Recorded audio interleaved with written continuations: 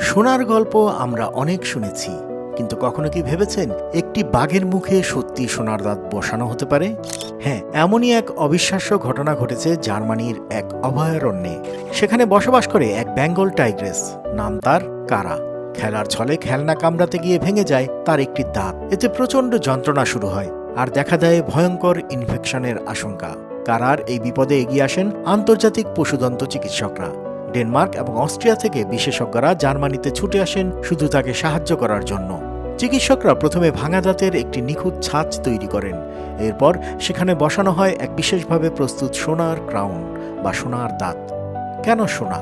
কারণ সোনা শুধু টেকসই নয়, এর রাসায়নিক প্রতিরোধ ক্ষমতাও অসাধারণ। অপারেশনের পর মাত্র 3 সপ্তাহের মধ্যেই কারা অভ্যস্ত হয়ে যায় তার নতুন সোনার দাঁতে। আবারও নির্বিঘ্নে চিবানো শুরু করে, ফিরে পায় তার স্বাভাবিক জীবন। এই ঘটনাই প্রমাণ করে প্রকৃতিকে বাঁচাতে মানুষ কত দূর যেতে পারে।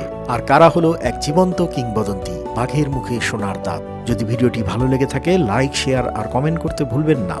আর অবশ্যই সাবস্ক্রাইব করুন মেঘনা বার্তা, দেশ ও দশের কথা বলে।